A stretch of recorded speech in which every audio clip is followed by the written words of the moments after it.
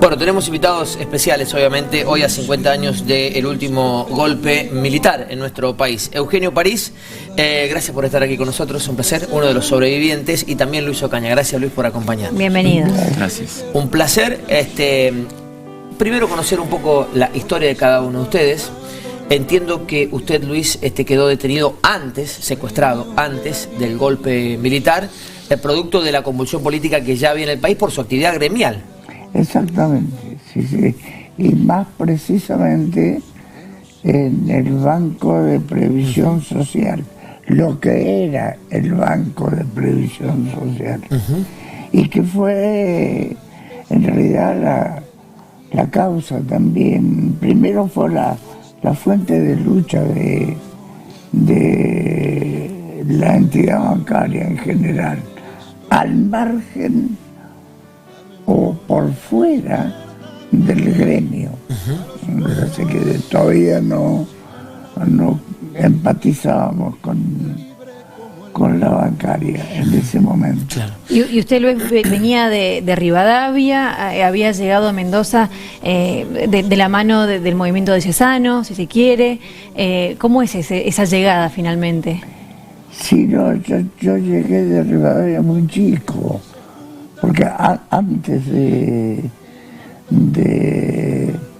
entrar en el mundo mendocino de todos los días del centro y en la actividad bancaria en la que me desarrollé como delegado, estuve 6 años en el seminario de Lulunta, sí, en el seminario arquidiocesano Lulunta. Y bueno, eso me ganó el mote de curita para todos lados, sí, tanto en el trabajo, claro, como fundamentalmente después en la cárcel. Y su secuestro está vinculado a su actividad gremial. Exactamente, sí, totalmente. Es más, yo diría que es casi un secuestro, la historia de un secuestro con final anunciado, es decir, el Banco de Previsión inició un movimiento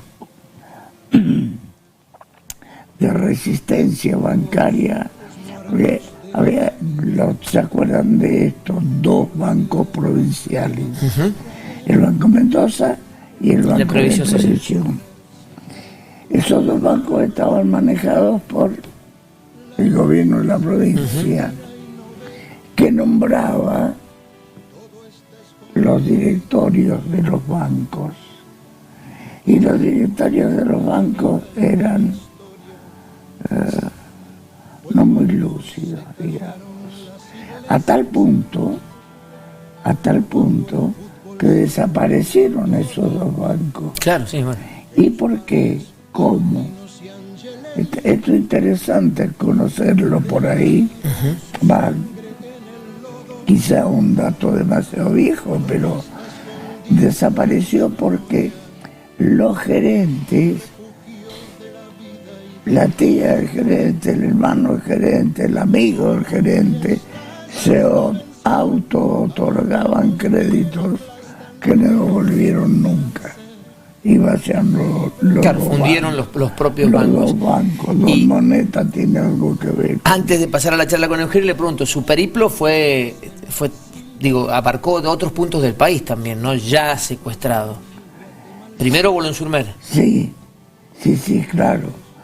En la actividad bancaria decía que era un secuestro con final anunciado porque mientras estábamos en esta lucha que abarcó a todo el movimiento bancario mendocino, hacíamos huelgas que paralizaba la actividad bancaria mendocina entera.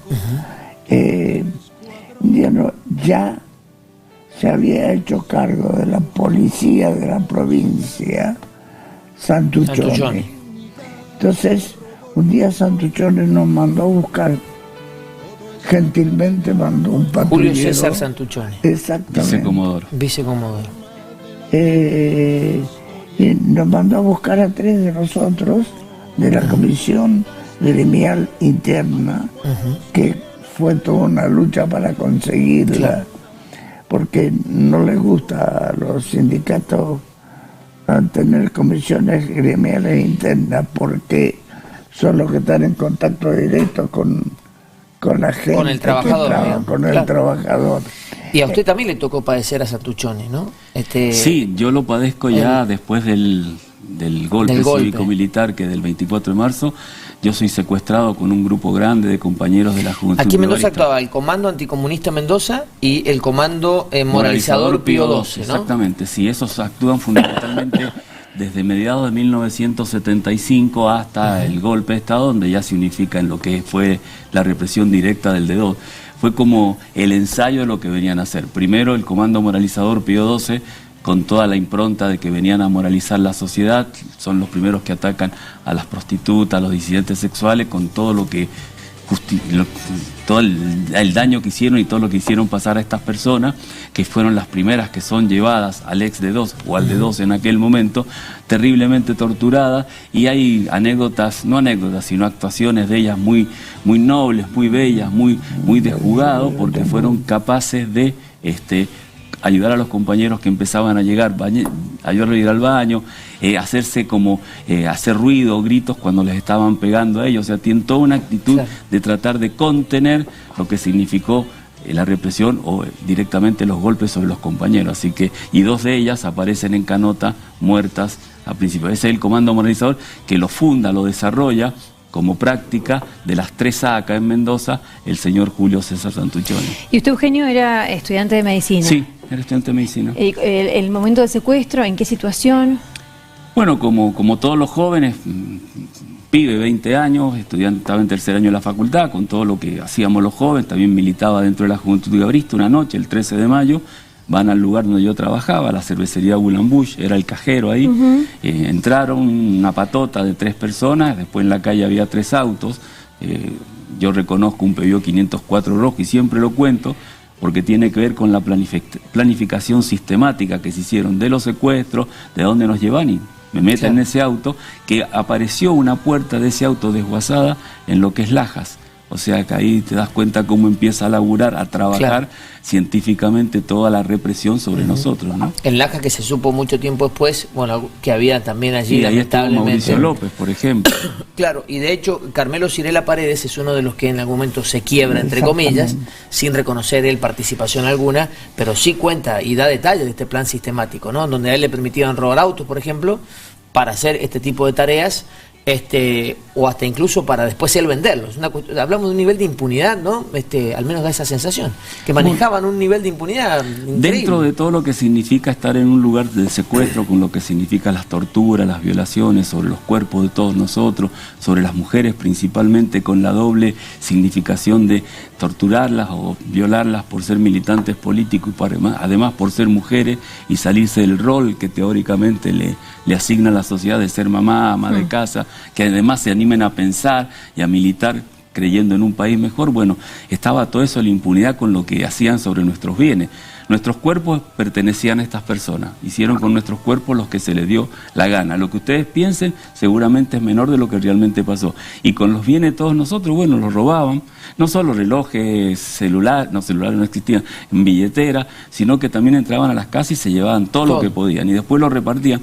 Incluso encontramos una fotografía de la CONADEP dentro del ex D2 cuando nos entregan ese lugar, hace 10 años, una sala donde estaba llena con heladeras, televisores, todo lo que rapiñaban lo dejaban ahí y después lo repartían. Y lo repartían entre todos los personajes que trabajaban ahí. Dentro de ellos estaba el señor Fernández, un comisario, jefe, que es el apropiador de una persona que lamentablemente hoy sale en un pequeño video que seguramente lo han visto, que empezó a circular, que es Miriam Fernández, que es una hija de una compañera militante secuestrada en Córdoba, cuya hija, Miriam, nace en la ESMA. Fíjense el periplo, y Fernández desde acá va a buscarla y la trae como niña secuestrada. O sea, todo muy bien planificado. La dictadura no no fue nada al azar, la dictadura no tuvo ningún error, la dictadura no tuvo ningún exceso, sino que todo fue una cuestión planificada desde el terror. La función que cumplió el terror desde los centros clandestinos, fíjense dónde estaba además el centro clandestino, pleno centro de la ciudad de Mendoza, 150 metros de la Casa de Gobierno, cerca de tribunales, o sea, todo muy bien planificado y todo el accionar fue desde esos lugares para producir terror, para lo que venían a hacer, que era transformar las estructuras económicas, sociales, culturales y coinciden políticas. en eso, ¿no? En que hubo ahí, o sea que la intención de fondo era modificar el plan Sí, económico. por supuesto. Sí, sí. Echar por tierra la Era industrialización. fundamental eso, ¿Sí? era fundamental. Esto que cuento de... porque en realidad en el 76 no comienza el golpe, comienza mucho antes. Con la AAA y Claro, las disidencias en el peronismo. nosotros éramos miembros de yo era miembro de la comisión interna gremial del banco. Y ya en el 72, 73, Del Mendozazo. claro, empezamos a ver cartelitos en los ascensores con todos los nombres de la comisión interna, con una inscripción abajo de esta noche no pasan. Qué bárbaro. El último que yo rompí, porque no le dábamos importancia Claro. en realidad a esos Esas a intimidaciones. esas intimidaciones. Pero el último que yo rompí ese día, o al otro día, mejor dicho, a las 3 de la mañana, explotó en la puerta de mi casa una bomba que dejó un agujero en el piso. La pusieron contra un portón de entrada que era de madera y dejó un agujero de más de 50 centímetros de diámetro por 50 centímetros de profundidad. Detrás de ese portón era un galpón que daba entrada a un pasillo donde había 3 departamentos, todos familiares. Claro. Pero detrás de ese departamento yo guardaba un auto que recién había comprado, pero era un Citroën Meari, es decir, era de plástico. Claro, claro. Luego aquello Me imagino. era un infierno. Entonces pasaban, como no se podía pasar por el pasillo, la policía pasaba por la casa que estaba primero adelante, que había sido alquilada por mis exsuegros a un suboficial mayor del ejército. Le robaron todo. Viste el típico sable y Todo. Qué bárbaro. Y me parece interesante señalar que la represión empieza mucho antes del 76. El primer centro clandestino que funcionó en este país en la época moderna es el que funcionó en la localidad de Famayá, 50 kilómetros al sur de Tucumán. Es el primer lugar, el primer experimento de cómo van a implementar la cuestión de la represión a través de los centros clandestinos, que tienen por función fundamentalmente el terror, que el terror no es algo que viene del más allá, sino que es algo que se construye con cuestiones cotidianas. Y es lo que nos interesa a nosotros en los recorridos que hacemos dentro del espacio, de resaltar a los jóvenes, porque hay situaciones que son muy similares, que se repiten y que tenemos que estar muy alertas para que no vuelva a suceder. Hay algo, por ejemplo, que significa lo que es la cuestión económica de la dictadura, que 2 leyes de 1977 de inversiones extranjeras y la ley de bancos siguen vigentes.